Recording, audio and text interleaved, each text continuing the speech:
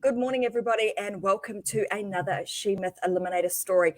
This morning, I am joined by the amazing Elaine Bledsoe, and I am so pleased to have her here on the show with me this morning. We've just been having a little bit of a chat in the green room, as I always do with all of the guests before we jump on. And boy, you guys are going to get some real fantastic information from somebody who has got a wealth of knowledge over many years of being a consultant. So she has built herself up to be one of the best consultants in her particular industry I'm going to say in America, or in her hometown at least. So she's coming at us today from Delaware in America. And I want to say welcome to the show. Thank you so much for being here.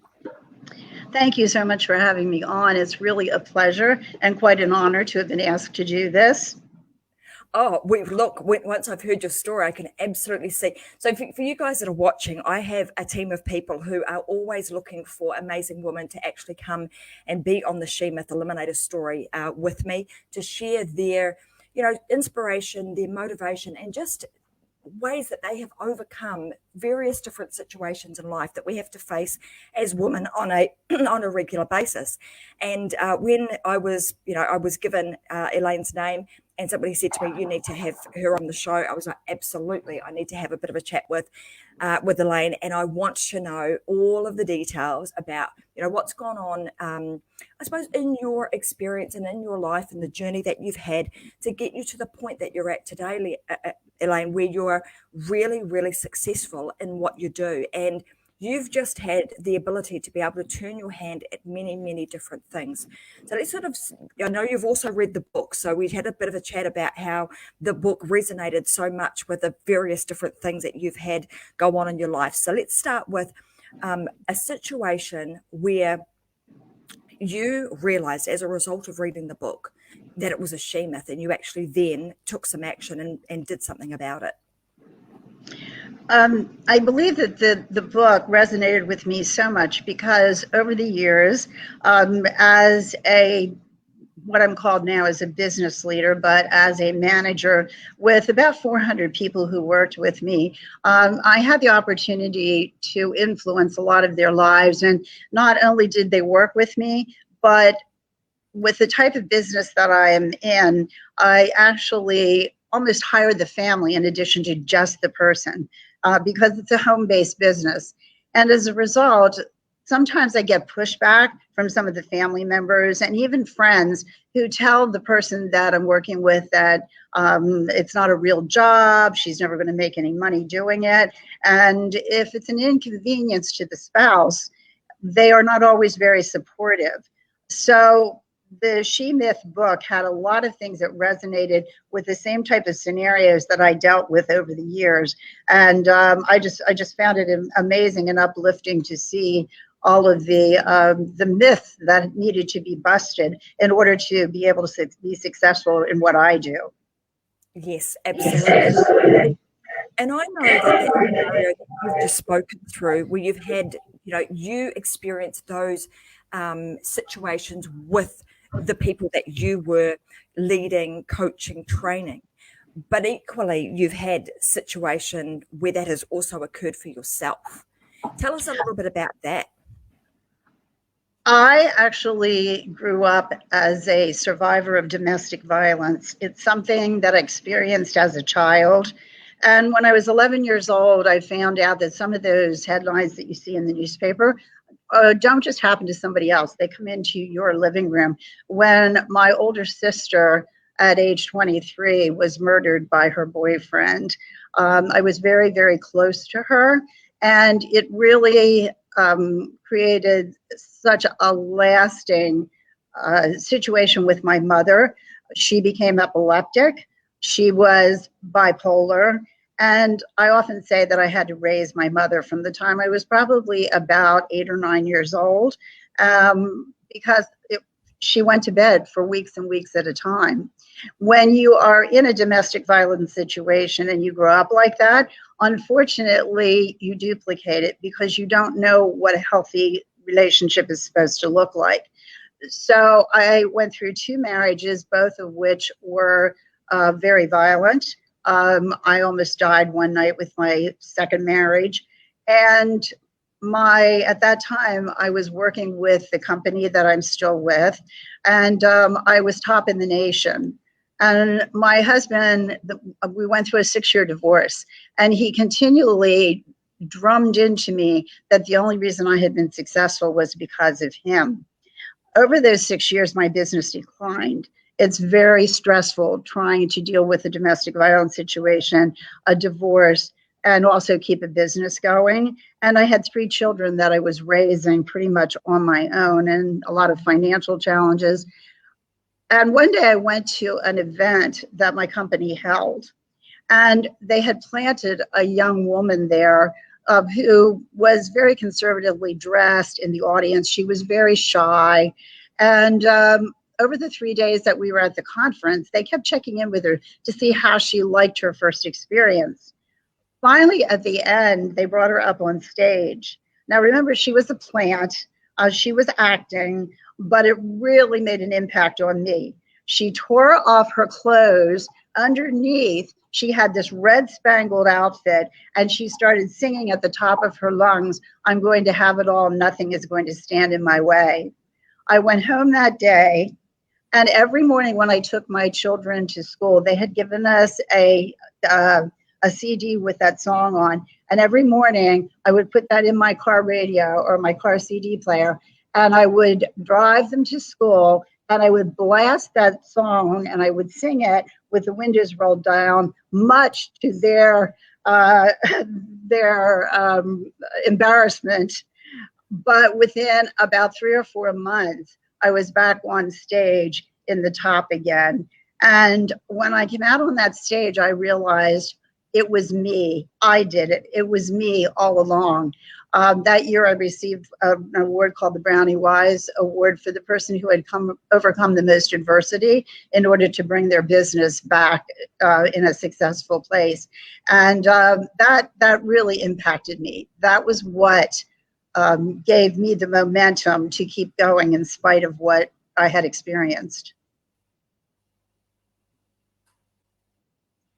That is amazing. I love that. And that's such a story of, you being just courageous, but also being there in that moment and kind of taking, I mean, that's why they planted her there, right? Was like, I remember in the green room when we were talking about, all the different women that you've worked with over the years, and the negative beliefs that we have about ourselves, about our abilities or lack of ability. And then you seeing that other women stand up there and say, give you that empowerment and liberation to say, well, actually, I can do this. This is me. This is what I'm about. And then you playing that over and over and over again. What do you think that actually did? Like, to me, it's like that's totally a mindset thing. So what do you think actually happened as you were, playing that constantly in your mind, or in your car, I should say? I think it gave me the confidence that I needed in order to realize that I had the power within me to be whatever I wanted to be, to do whatever I wanted to do. And I actually now own the franchise. Within 6 months, I was offered the franchise, the ability to purchase my franchise. And I have been a franchise owner for the last 25 years. But it also made me realize that I needed to give back. And I worked with domestic violence victims for about 20, well, actually, I think closer to 35 years. And I did a lot of public speaking at colleges and nursing schools in our area and businesses in order to convey the story that there is help and there is a way out of those situations. It was really a revelation to me, I think, at that point, that I not only was I able to help myself and get out of the situation, but I really owed it to other people in order to help them as well. So I have been able to do that over and over again over the last 35 years. And like, I love the fact that you recognize, that you were able to get yourself out of that situation, and you had the power to do that within you, but then also going the next step and empowering other women to do the same. And you were also telling me about your children, and you mentioned earlier on that it's often hard to kind of break that cycle when you don't know any better, when you're living in it and you think this is the way it is, this is how everybody lives. What did you do to break that cycle for your children? How did you overcome that to ensure that that same cycle didn't happen with them? I think it's because I drew a line in the sand and I said, no more. This is not going to happen. I got a protection from abuse order, and I made it have teeth. And I went to court over and over and over again. I got to be so good at court that my attorney said, you don't need me. You can go in and represent yourself, save yourself some money. Because I knew that I was right. And I knew that I had the power to change the situation. And as a result, I modeled the behavior that I knew that my daughter needed in order to go forward and have healthy relationships. That my sons, I wanted to make sure that my sons knew this is not how you treat a woman, that they deserve respect, and that you never, ever lay a hand on them. Because the violence that I experienced over the years from childhood on up was emotional, it was physical, it was mental, and I was also sexually abused by my stepfather. So it was a very difficult transition to make. But my children were the most important thing in my life, and I knew I had to do it for them. So drawing that line in the sand, let them know that they had the power to have a different life. And all of them do. I'm so very proud of them. My daughter has a very successful business. I think she learned what it's like to be an entrepreneur by watching me, and has actually had a mobile veterinary practice for the last 2 years. It's gone so well that as of March 1st, they're opening a brick and mortar veterinary practice. And they're just overwhelmed with all the clients that they have. Because of the pandemic, a go-to business like this has been extremely successful for them. And my sons are amazing young men who are very respectful of their wives. They're all very successful, and I'm so proud of all of them. It is really the best thing I've done. It is the success story that I want to convey to everyone. There is another way. Absolutely. I mean, I have a big smile on my face because it's just so wonderful to hear, like, that you've, the things that you've done, and that you realize that to break all of this, you had the control, so you had the power to do that. Secondly, you took action, and Vicky Helm and I were talking about this on another podcast and show that we had last week on the Take a Stand show, about how to break these cycles, and how to take own your power, step into your power, and then command that respect by giving the respect, modeling it, and then you'll receive that back. And there was a whole series of things that we went through, which you have just very eloquently demonstrated exactly what it is that you've done to change that cycle, to really step into your own power, and to create a successful life that you now have.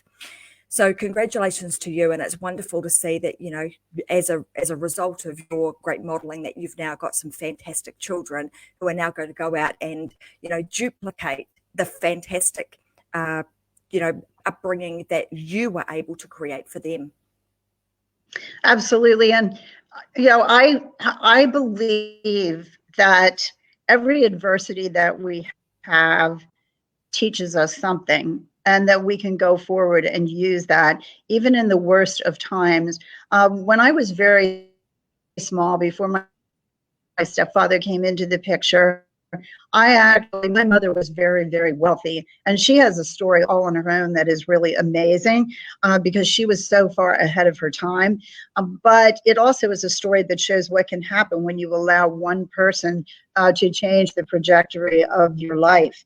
And she died, unfortunately, with some mental illnesses as the result of some of the things that happened, and the death of my sister.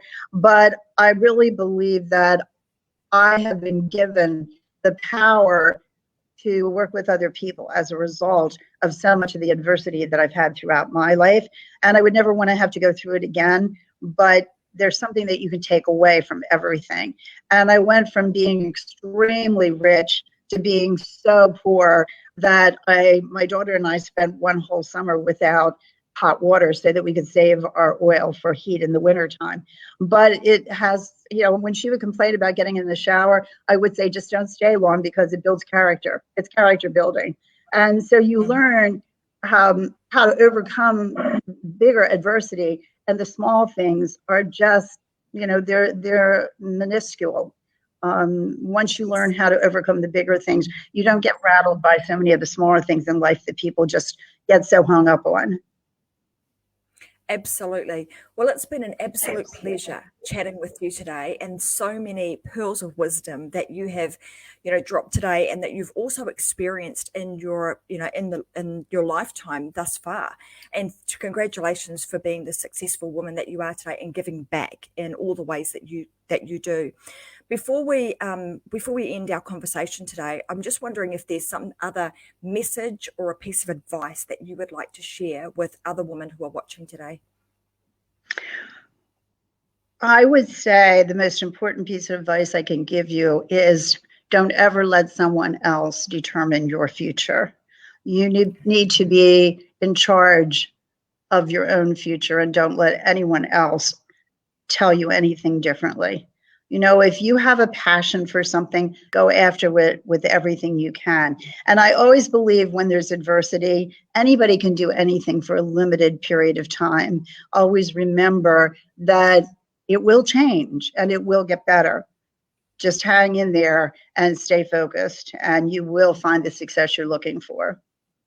Fantastic. Well, thank you for that advice, and it's that is absolutely spot on. And I think for all women who are watching today is part of the series is for us to believe in ourselves, or to at least lift another woman up to say, hey, you've got this, you can do this.